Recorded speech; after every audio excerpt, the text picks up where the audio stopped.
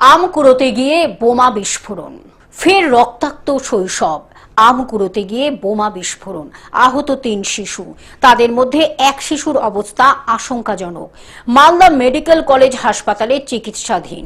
ঘটনাটি ঘটেছে আজ সকালে মালদার ইংলিশ বাজার থানার কাজীগ্রাম পঞ্চায়েতের 52 বিঘা এলাকায়।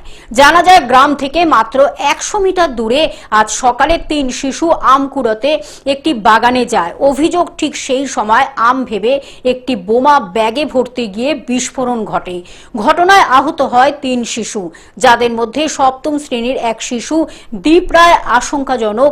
সে মালদা মেডিকেল কলেজ হাসপাতালে ভর্তি। তার বাবা মঙ্গল রায় একজন টোটো চালক। এলাকাবাসীদের অভিযোগ, অদূরে তৃণমূলের একটি পার্টি অফিস রয়েছে। আমি তো আমার বাড়ি এখানে সামনে বাড়ি আমি আমার দাঁড়িয়ে ব্রাশ করছিলাম, তখন দেখি এখানে একটা ভট্টার আওয়াজ পেলাম। তখন দেখছি প্রচুর এখন ধোঁয়া উঠছে। কিছুক্ষণ পরে দেখে 3টা বাচ্চা এখানে দৌড়ে যাচ্ছে। দেখলাম পুরোটা এখান থেকে হাতটা পুরো নাই এখানে। তার কিছু দূরে এই আম বাগানে প্রতিদিন জুয়া সহ বিভিন্ন অবৈধ কার্যকলাপ হয়।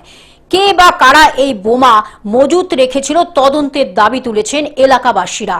এদিকে এই খবর পেয়ে ঘটনাস্থলে পৌঁছায় ইংলিশ বাজার থানার পুলিশ। পুরো ঘটনা তদন্ত শুরু করেছে পুলিশ। ঘটনাস্থল থেকে একটি তাসের বান্ডিল এবং দেশলাই উদ্ধার করা হয়েছে। 100 মিটারের মতো।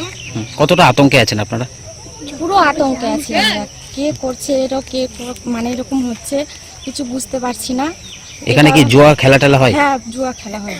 তারাই কি মজুত করে রাখতে পারে, কি মনে করছেন? আমরা কিছু বুঝতে পারছি না, কিন্তু আতঙ্ক তো পুরো সব এলাকায় হয়ে গেছে পুরোটাই।